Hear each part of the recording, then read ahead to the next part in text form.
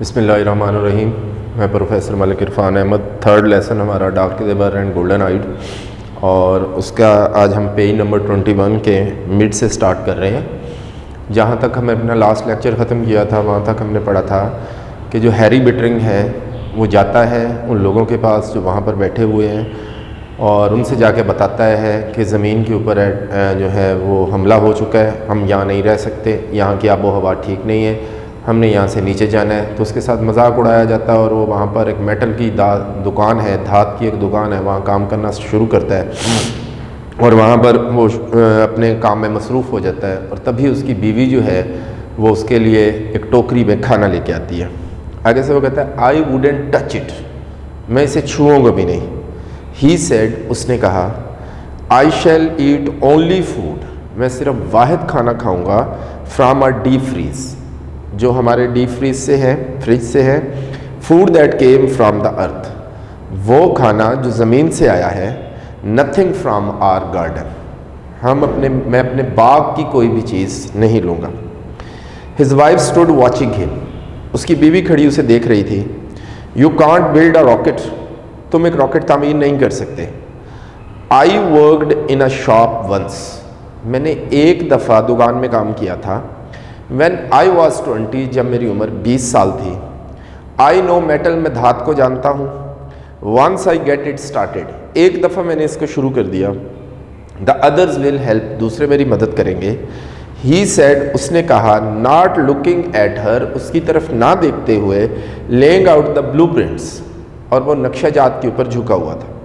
Harry, Harry, she said helplessly, उसने बड़ी बेबसी से कहा, We have got to get away, कोरा, कोरा हमें यहाँ से जाना होगा। We have got to, हमें ये करना होगा, ये जाना होगा। अगला पैराग्राफ जो है वो ट्रांसलेशन के लिए इम्पोर्टेंट है। Summer burn the canal dry, गर्मियों ने नहरों को जलाकर खुश्क कर दिया था।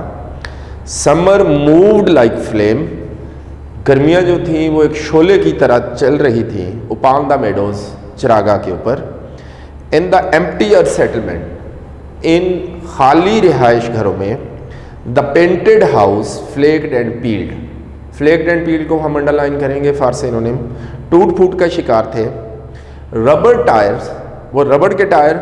उपान में चिल्ड्रन हैड स्वंग, जिस पर बच्चे झूला झूलते थे। इन बैकयार्ड, पिछले सहनों में। हंग सस्पेंडेड, वो मोल्लक लटका हुआ था। सस्पेंडेड को हम अंडरलाइन करेंगे सिनोनिम के लिए। लाइक स्टॉप्ड क्लॉक पेंडुलम, एक रुकी हुई घड़ी के पेंडुलम की तरह। इन द ब्लेजिंग एयर, इस तपती हुई हवा में। यानी वो बच्चे उनके पिछले सहन में उन्होंने ना कुछ टायर के साथ झूले बनाए हुए थे, तो बच्चे उसके ऊपर झूला झूलते थे। तो अब चूँकि वो वहाँ से मूव करके यहाँ से आगे जा चुके हैं, तो वो आगे पहाड़ियों में चले गए हैं, क्योंकि वहाँ जो था वो बहुत ज़्यादा वायरस एग्जिस्ट करता था जो उनको बहुत ज़्यादा हीट देता था, गर्मी देता था। तो वो पहाड़ियों में चले गए ताकि वहाँ पे पानी ज़्यादा होगा तो उसकी कसरत से हमें शायद ये हीट जो है वो ना मिले। एट द मेटल शॉप, धात की दुकान में। The rocket frame began to rust, rocket के ढांचे को जंग लगना शुरू हो गया। इसका मतलब ये हुआ कि काफ़ी अरसा हो गया अब उसके ऊपर किसी ने काम नहीं किया, वो पड़ा पड़ा उसे वहाँ पर जंग लग रहा था। इन द क्वाइट ऑटम, और मौसम ख़िज़ां में। Mister bettering stood, mister bettering मौजूद था। वेरी डार्क नाउ, अब बहुत ज़्यादा तारीक था। वेरी गोल्डन आइट, बहुत ज़्यादा सुनहरी आंखें। Upon the slope above his villa, अपने इस कीमती घर की इस ढलवान के ऊपर। लुकिंग एट द वैली, और वो वादी की तरफ देख रहा था। It's time to go back, said Cora, Cora ने कहा कि ये वापस जाने का वक्त है। अब कोरा उसको ज़मीन की तरफ जाने के लिए नहीं कह रही थी, कोरा उसको कह रही थी वापस वैली में, क्योंकि अब वो पहाड़ियों पे आ चुके हैं। यस, हाँ, but we are not going, हाँ लेकिन हम नहीं जा रहे। ही सेड क्वाइटली, उसने बड़ी खामोशी से कहा। There is nothing any more, अब वहाँ कुछ भी नहीं है। योर बुक्स, तुम्हारी किताबें। शी सेड, उसने कहा। योर फाइन बुक्स, तुम्हारी उम्दा किताबें। द टाउन इज एम्प्टी, अब अगर हम इसको देखते हैं तो यहाँ लिखा हुआ है द टाउन एपॉस्ट्रॉफी और आगे है एम्प्टी, फुल स्टॉप। अब ये हम पहले पढ़ चुके हैं कि ये क्या है। हम इसको या तो इस की सूरत में ले सकते हैं या हैज़ की सूरत में ले सकते हैं। अगर हम इसको हैज़ की सूरत में लेते हैं तो इसका मतलब है या तो इसके आगे वर्ब की थर्ड फॉर्म हो, ये तो वर्ब की थर्ड फॉर्म है नहीं है। अच्छा, या फिर इसके बाद कोई ऐसी चीज़ हो जो आगे पोजेशन में आ सकती हो, तो लिहाजा इसका मतलब है ये इस सेंस में है नहीं। फिर ये क्या है, ये इज़ है, क्योंकि इज़ के बाद ये वर्ड जो है वो आ सकता है। द टाउन इज एम्प्टी, कस्बा खाली है। हाँ जी, no one is going back, once again वही रूल हमारे पास, नो वन उसके आगे अपॉस्ट्रोफी डाल के एस लिखा हुआ है, कोई भी वापस नहीं जा रहा। He said there is no reason to, और इसकी कोई वजह भी नहीं है, नन एट ऑल, बिल्कुल भी नहीं है। द डॉटर वोव टेपस्टायर्स, टेपस्टायर सलाइयों के साथ कुछ बुनना। And the sons played songs, और बच्चों ने धुनें बजाई on the ancient flutes and pipe, उन पुरानी बांसुरियों पर।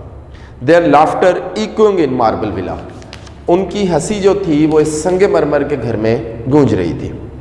Mister Bittering gazed at the earth settlement, अब फिर कुछ टाइम स्पेस आया और फिर अब वो अर्थ सेटलमेंट यानी जो वादी में नीचे उनका घर बना हुआ था उसकी तरफ कह रहे थे।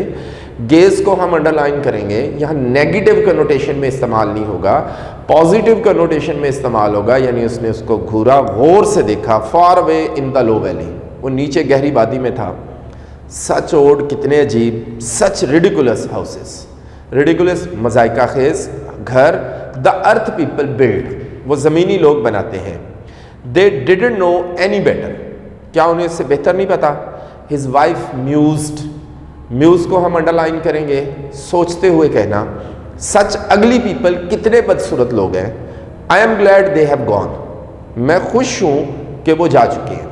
अब ये वहाँ पर खड़े होकर बातें कर रहे हैं और नीचे जो उन्हें घर वादी में नज़र आ रहे हैं उसके बारे में वो कह रहे हैं कि ये ज़मीनी लोग जो हैं वो कितने बेवकूफ़ हैं, कितने बदसूरत हैं। इसका मतलब है कि वायरस ने उनके ऊपर इफ़ेक्ट कर दिया है और उनकी मेंटल कंडीशन जो है वो ख़त्म हो चुकी है और वो अजीबो गरीब महसूस कर रहे हैं और वो ये अब नहीं समझ रहे कि वो ज़मीन से आए हुए हैं, बल्कि वो ये समझ रहे हैं कि शायद वो यहाँ मरीख के ही हैं और मरीख पर ही रहते हैं। They both looked at each other, उन दोनों ने एक दूसरे की तरफ देखा। स्टार्लेट अंडरलाइन करेंगे, परेशान।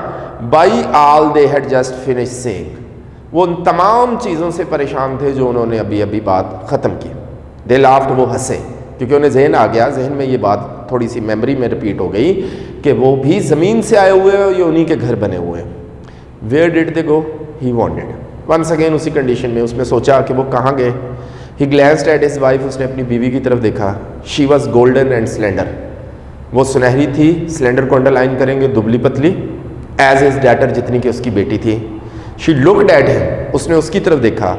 And he seemed almost as young, और वो उतना नौजवान लग रहा था एज देयर एल्डेस्ट सन, जितना उनका बेटा होता है। अब अगर इस सेंटेंस को देखते हैं, ही seemed almost as young as their eldest son। अब यहां पे देखिए कंपैरिजन किया जा रहा है, किसके साथ कंपैरिजन किया जा रहा है, एज और एज के साथ कंपैरिजन किया जा रहा है। किसका, वो जो हैरी था, हैरी का कंपैरिजन हो रहा है किसके साथ, उसके बेटे के साथ। तो चूंकि इक्वालिटी देनी थी, दोनों को इक्वल करना था, तो इसीलिए हमें पता है कि हमारे पास एक रूल है एज और एज का। जब हमने पॉजिटिव सेंस को लिखना होता है मोस्टली, तो हम एज और एज के साथ कंपैरिजन करते हैं, और यही जो है ये नेगेटिव में भी हम इस्तेमाल कर सकते हैं।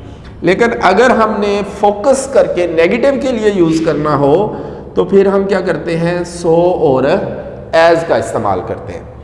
लिहाजा यहाँ पर उसने ये किया।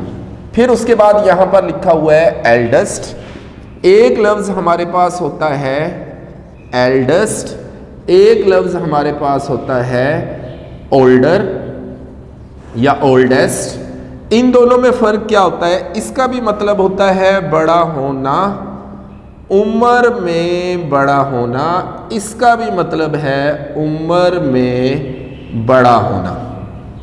लेकिन इसमें और इसमें फ़र्क ये है, इधर आता है ब्लड रिलेशन और यहाँ क्या होगा, यहाँ नो ब्लड रिलेशन, कोई भी खूनी रिश्ता जो होगा वो शामिल नहीं होगा।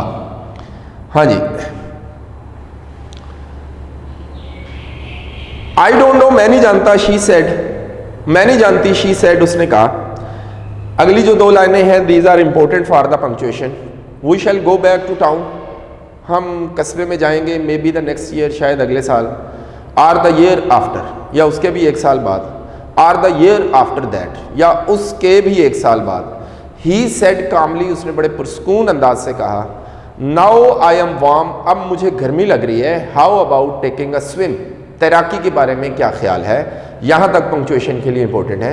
दे turn their backs to the valley, उन्होंने वादी की तरफ अपनी कमर फेरी, आर्म्स इन आर्म, बाजुओं में बाजू डाले। दे वॉक्ड साइलेंटली, वो खामोशी से चले, डाउन अ पाथ, नीचे रास्ते पर, of clear running spring water, एक साफ बहार के चलते हुए पानी में। 5 years लेटर, 5 साल बाद, a rocket fail out of the sky, आसमान से एक रॉकेट उतरता है। इट ले स्टीमिंग इन द वैली, ये वादी में धुआं छोड़ता है। Man leaped out of it, आदमी इससे छलांग लगा के बाहर आते हैं, शाउटिंग, चिल्लाते हुए, we have won the war on the earth, हमने ज़मीन पर जंग जीत ली है। We are here to rescue you, rescue को अंडरलाइन करेंगे सिनोनिम के लिए, हम तुम्हें यहाँ पर बचाने के लिए आए हैं। Hey but the American build town of cottage, लेकिन अमेरिका का बना हुआ वो घरों वाला कस्बा, कॉमा पीच ट्रीज, कॉमा आड़ू के दरख्त, एंड थिएटर्स वाज साइलेंट, और थिएटर्स जो थे वो खामोश थे। अब देखें यहाँ पर वाज सिंगुलर लगा हुआ है, अगर हम इसको सेंटेंस को यहाँ पर लिख लेते हैं तोड़ के थोड़ा सा, टाउन ऑफ कॉटेजेस। अब अगर हमने ये लिखा, इसके आगे लिखा हुआ है पीच ट्रीज, और फिर इसके बाद क्या है, यहां पर है कॉमा, एंड थिएटर्स, अच्छा जी, थिएटर्स, और उसके आगे लिखा हुआ है वाज साइलेंट। अब ये पीच ट्रीज भी प्लूरल, थिएटर्स भी प्लूरल, वाज सिंगुलर क्यों लगा हुआ है? पहली बात ये है, अगर हम इस सेंटेंस को देखते हैं, इसके आगे पीछे कॉमा है, इसमें ये भी कॉमे के साथ लिखा हुआ है, लेकिन इसका जो सब्जेक्ट है वो ये है, क्योंकि ऑफ कॉटेजेस ये भी प्लूरल है, तो इसको हम रिलेट करेंगे इसके साथ। तो चूंकि टाउन सिंगुलर है, तो इसका मतलब है कि इसका जो सब्जेक्ट है वो भी, इसका हेल्पिंग वर्ब जो है वो भी सिंगुलर ही होगा। They found a flimsy rocket frame, उन्होंने कमज़ोर सा रॉकेट का ढांचा पाया, rusting in an empty shop, जिसको खाली दुकान में जंग लग रहा था। The rocketman search the hill, rocket के लोगों ने पहाड़ियों पर तलाशी ली। The captain established headquarter, establish को अंडरलाइन करेंगे सिनोनिम के लिए, कैप्टन ने हेडक्वार्टर को तश्कील दिया, बनाया, in an abundant bar, abundant को अंडरलाइन करेंगे वेरान से एक शराब खाने में। The lieutenant came back to report, और लेफ्टिनेंट जो है वो रिपोर्ट करने के लिए वापस आया। द टाउन इज एम्प्टी, कस्बा खाली है, but we found the native life in the hills sir, लेकिन हमने पहाड़ियों में मकामी ज़िंदगी पाई है। ये लाइनें जो 2.5 लाइनें हैं यहाँ पर पंक्चुएशन के लिए इंपॉर्टेंट है। डार्क पीपल, तारीक लोग हैं, येलो आइज, पीली आंखें, द मार्शियंस और मरीख के लोग हैं, वेरी फ्रेंडली, बहुत ज़्यादा दोस्ताना है। वी टॉक्ड अ बिट, हमने थोड़ी सी बात की, नॉट मच, ज़्यादा नहीं की। दे लर्न इंग्लिश फास्ट, वो तेज़ी से इंग्लिश सीखते हैं। आई एम श्योर, मुझे यकीन है, our relation will be most friendly with them sir, जनाब हमारा उनके साथ ताल्लुक बहुत ज़्यादा दोस्ताना रहेगा। Dark a muse the captain, captain ने सोचते हुए कहा, हाउ मैनी, कितने हैं? 600-800, 600 या 800 होंगे। आए तो 1000 थे, इसका मतलब है 200 या 400 उसमें से उनकी डेथ हो गई। आई वुड से, मैं कहूँगा, लिविंग इन दोज मार्बल रून्स, उन संगे मरमर के खंडरात में रह रहे हैं। इन द हिल सर, जनाब पहाड़ियों में। टाल, लंबे हैं, हेल्दी, सेहतमंद हैं। ब्यूटीफुल वोमेन, और उनकी औरतें खूबसूरत हैं। डिड दे टेल यू, क्या उन्होंने तुम्हें बताया? What became of the men and women, कि उन आदमियों और औरतों का क्या हुआ। Who build this earth settlement, lieutenant, lieutenant जिन्होंने ये ज़मीनी घर बनाए हैं। They had not the foggiest notion, focus को अंडरलाइन करेंगे हल्का सा मध्यम सा, कि उनके पास थोड़ा सा भी ख्याल नहीं है, आइडिया नहीं है, ये नज़रिया नहीं है what happen to this town, कि इस कस्बे को क्या हुआ और इट्स पीपल या इसके लोगों को। स्ट्रेंज, अजीब बात है। You think those Martian killed them, तुम ये सोचते हो कि मरीख के लोगों ने उन्हें कत्ल कर दिया। दे लुक्ड सरप्राइजिंगली पीसफुल, वो हैरान कुन तौर पर पुरअमन है। Chances are a plague did this town in sir, इम्कानात हैं कि ताउन ने इस कस्बे में काम किया होगा। परहैप्स, शायद, आई सपोज, मेरा ख्याल है, this is one of those mysteries, mysteries को अंडरलाइन करेंगे, राज, secrets, we shall never solve, जिसको हम हल नहीं कर सकते। वन ऑफ दोज मिस्ट्रीज, उन राजों में से एक राज, यू रेड अबाउट, जिसके बारे में तुम पढ़ चुके हैं। This is the end of the lesson. अब हमने ये देखा कि इस लेसन में साइंटिफिक मेथड को यूज़ करते हुए हम मरीख पर पहुँचे और वहाँ पर हमने एक ज़िंदगी का कंसेप्ट जो था वो लिया, और उस कंसेप्ट में हम ये देख रहे हैं कि शायद इन फ्यूचर इंसान जो है वो वहाँ तक पहुँचेगा और अपनी ज़िंदगी जो है वो गुजार सकेगा। अल्लाह हाफ़िज़, मिलते हैं अगले लेसन में, अगले लेक्चर में। अल्लाह।